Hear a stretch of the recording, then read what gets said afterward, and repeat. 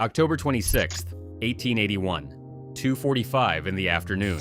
A vacant lot on Fremont Street, Tombstone, barely 15 feet wide. 8 men, 2 horses, 6 to 10 feet between them. Close enough to reach out and touch your opponent. Virgil Earp called out, "Throw up your hands. I have come to disarm you." Billy Clanton and Wyatt Earp fired almost simultaneously. 30 shots followed in 30 seconds. When the black powder smoke cleared, 3 cowboys lay dead or dying. 3 lawmen were wounded. 1 man stood untouched. Witness R.F. Coleman would testify. Wyatt Earp stood up and fired in rapid succession, as cool as a cucumber, and was not hit. Hollywood stretched those 30 seconds into 10-minute gun battles. They gave him a weapon that never existed.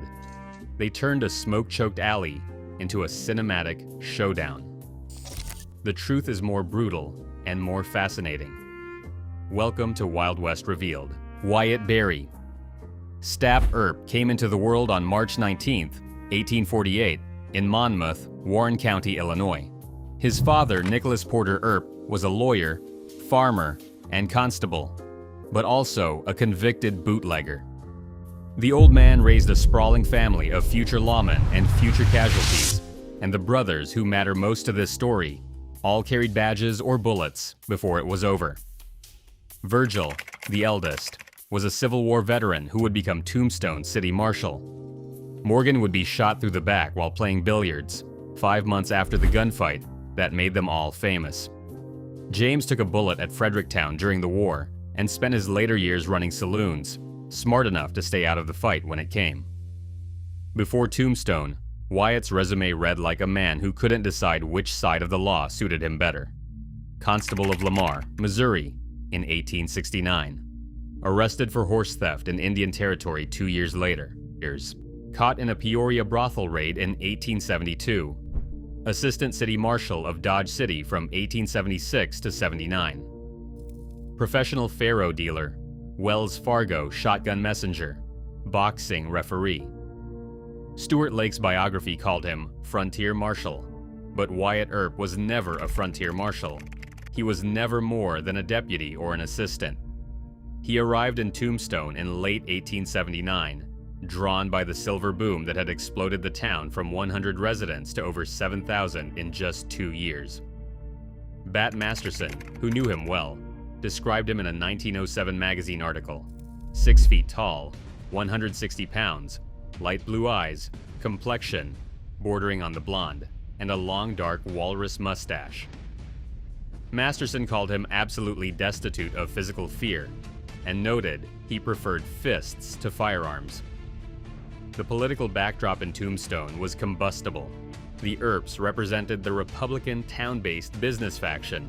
Their adversaries, the loosely organized cowboys, were Democrat-aligned rural ranchers who supplemented cattle income through cross-border rustling from Mexico. If you're learning something new about the real Old West, hit that like button and subscribe.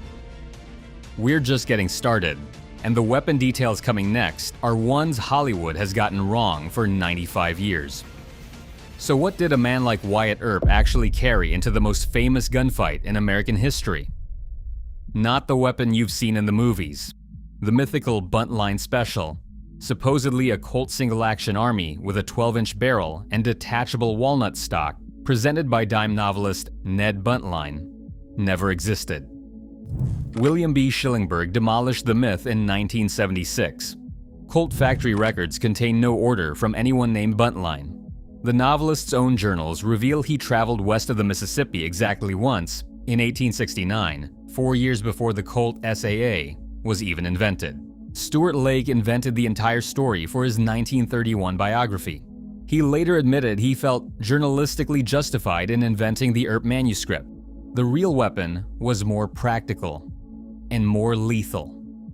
Wyatt Earp almost certainly carried a Smith & Wesson Model 3 American, a top-break revolver manufactured in Springfield, Massachusetts, introduced in 1870.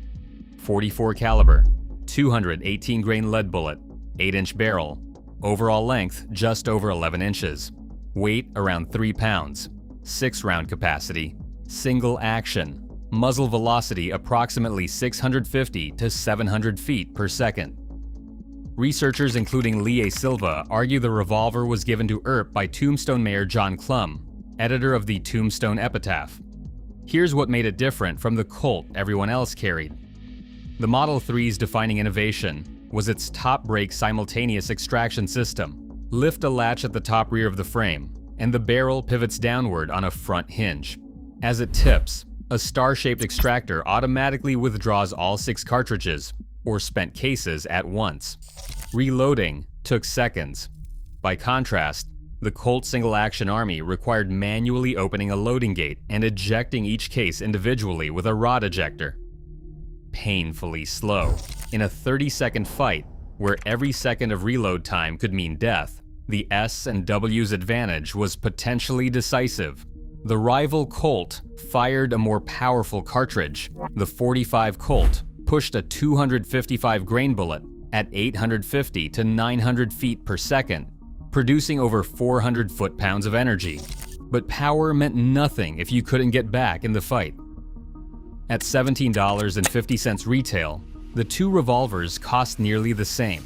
The Colt was lighter and structurally stronger. The S and W reloaded faster. For a lawman facing multiple opponents in a confined space, that speed could mean the difference between walking away and being carried out. And there's one more thing about those .44 caliber rounds. The unhardened lead bullets of the period deform substantially on contact with bone.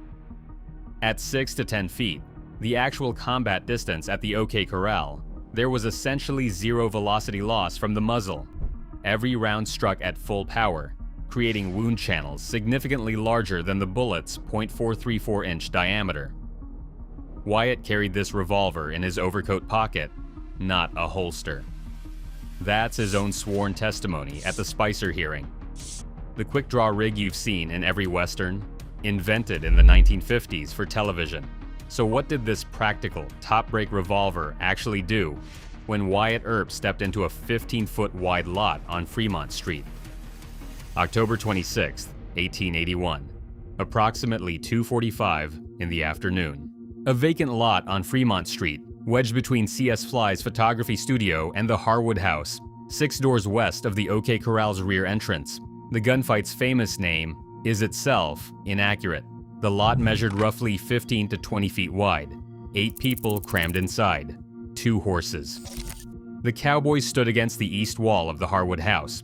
Combat distance, 6 to 10 feet, close enough to reach out and touch your opponent. Billy Clanton was 19 years old. Frank McLaury was 29. Tom McLaury around 28. Ike Clanton was there too, but unarmed, his weapons confiscated earlier that day. Billy and Frank carried Colt Frontier 6-shooters in .44-40 caliber with 7.5-inch barrels. Their serial numbers were documented at the Spicer hearing. Virgil Earp called out, "Throw up your hands. I have come to disarm you." Billy Clanton and Wyatt fired almost simultaneously. Neutral witness, H.F. Sills, a locomotive engineer who knew none of the participants and had no political stake, confirmed this. His testimony effectively saved the Earps from murder charges. Wyatt's first shot hit Frank McLaury in the belly. Wyatt later said he targeted Frank first because Frank was the best shot. Morgan shot Billy in the chest. Ike grabbed Wyatt's arm. Wyatt shoved him away. The fight had commenced. Go to fighting or get away. Ike fled through Fly's photography studio. Doc Holliday fired the 10-gauge shotgun at Tom McLaury. Point-blank range. 12 buckshot into a 4-inch circle on his right side. The kind of concentrated trauma that renders questions of stopping power academic. Wyatt called such weapons street howitzers. Frank's shot struck Virgil through the calf. Another hit Morgan through both shoulders, shattering a vertebra. A bullet grazed Doc's hip. Billy Clanton, mortally wounded against the Harwood House wall, switched his gun to his left hand and kept firing. Frank McLaury, gut shot, staggered across Fremont Street. He leveled his pistol. "I have you now," Doc replied. "You're a good one if you have." Multiple lawmen fired. The fatal shot struck Frank beneath the right ear. 30 shots, 30 seconds, 3 dead, 3 wounded. Wyatt Earp, untouched. R.F. Coleman testified. Wyatt Earp stood up and fired in rapid succession, as cool as a cucumber, and was not hit. John Ford's My Darling Clementine placed the fight at the actual Corral and killed the wrong Earp brother. Gunfight at the OK Corral stretched 30 seconds into 10 minutes. Tombstone expanded it to 90 seconds. The reality was half a minute in a smoke-choked alley, barely wider than a parking space. But the violence didn't end there. December 28, 1881, Virgil was ambushed by shotgun fire that permanently crippled his left arm. March 18, 1882, Morgan was assassinated through a glass door at Campbell and Hatch's saloon, shot in the back while playing billiards. A second bullet, intended for Wyatt, struck the wall above his head. These were real human beings, not action figures. Billy Clanton died roughly 30 minutes after the gunfight, despite 2 morphine injections, calling for more bullets. Morgan died in terrible pain, surrounded by his brothers. Wyatt embarked on what history calls the Vendetta Ride, forming a federal posse with Doc Holliday, Turkey Creek Jack Johnson, Texas Jack Vermillion, and Sherman McMasters. He killed Frank Stillwell at the Tucson Railroad Station. He killed Curly Bill Brocious at Iron Springs. If you've made it this far, you clearly care about real history. Drop a like so I know to keep digging into stories like this one. The S&W Model 3 was Earp's weapon at the OK Corral, but the Vendetta Ride required different tools. The 10-gauge double-barrel shotgun that Doc Holliday carried into the vacant lot was likely a Wells Fargo coach gun, borrowed from the Wells Fargo office that morning. Virgil gave it to Doc to conceal under his long overcoat, taking Doc's walking cane in exchange. That's why Virgil entered the fight holding only a cane, several critical seconds behind in drawing his revolver. For the Vendetta Ride, Wyatt borrowed a different shotgun from undercover Wells Fargo agent Fred Dodge, a J. Stevens and Company 10-gauge double barrel, serial number 927, with 22¼ inch barrels. He used it to kill both Frank Stillwell and Curly Bill Brocious in March 1882. This is the best documented Earp weapon in existence. Its provenance chain, dodged to his son to a 1963 notarized bill of sale through multiple documented collectors, is supported by over 25 original letters between Stuart Lake and Fred Dodge. It sold at Heritage Auctions in 2020 for $375,000. Period lawmen layered their armament: primary revolver for general carry, backup pistol in case of failure or disarmament, shotgun for devastating close-range encounters, rifle in the horse scabbard for longer engagements. The complete loadout formed a layered defense system matched to frontier realities. But here's the uncomfortable truth about Earp's weapons. Researcher Jeff Morey, widely regarded as the foremost authority on the gunfight second-by-second action, states it plainly. Weapons belonging to the Earps and Doc Holliday were not identified at the time of the gunfight. No serial numbers were recorded for any Earp weapon during the Spicer hearing. Billy and Frank's Colts were documented. The lawmen's guns were not. This means no museum or collector can definitively prove a weapon was used at the OK Corral.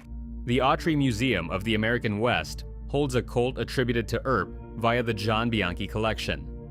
The Arizona Historical Society has a .45 Colt with ivory grips that Josephine Earp gave to explorer Lincoln Ellsworth, but serial number analysis proves it was manufactured in 1883, 2 years after the gunfight. Marshall Trimble, Arizona's official state historian, put it bluntly: there is no provenance on any of the claims of an Earp pistol, no matter what the museums claim. The gun scattered into museums and private collections. The myth scattered into Hollywood. But what actually happened to the man who fired them? Wyatt Earp died on January 13, 1929, at age 80, in his bungalow at 4004 West 17th Street, Los Angeles. The cause was chronic cystitis. Josephine Marcus Earp was at his side. Tom Mix reportedly wept at the funeral. William S. Hart served as pallbearer. His ashes were buried at Hills of Eternity Memorial Park, a Jewish cemetery in Colma, California, in the Marcus family plot, arranged by Josephine. Hollywood made him immortal, but got him wrong every time. Henry Fonda played him in John Ford's My Darling Clementine in 1946, with Monument Valley standing in for Tombstone, hundreds of miles from the real location. Burt Lancaster stretched the 30-second gunfight into a 10-minute battle in Gunfight at the OK Corral in 1957. Kurt Russell played him in Tombstone in 1993. A film historian, Michael Grauer, rated 6 out of 10 for accuracy, one that ended with Doc Holliday killing Johnny Ringo in a quick-draw duel that never happened. The biggest myth that persists is the body count. Films give Earp 14 to 23 kills. Court records and period newspapers put the real number closer to 2 to 5 across his entire life. The OK Corral was not a duel. It was a close-quarters catastrophe. 8 men and 2 horses in a space barely wider than a hallway, firing black powder weapons that blinded everyone after the first volley. The man who survived unscathed did so through composure, tactical intelligence, and extraordinary luck. He shot the best shooter first. He positioned himself near partial cover at Fly's corner. And some things simply defy historical analysis. The real story, a morally complex gambler lawman, armed with a practical top-break revolver, standing in a smoke-filled alley for half a minute, is more compelling than any Hollywood version. It just took 95 years of myth-making to bury it. If you made it this far, you care about the real history behind the legends. Drop a like and subscribe for more deep dives into the true stories Hollywood never told you. Share this with someone who loves American history.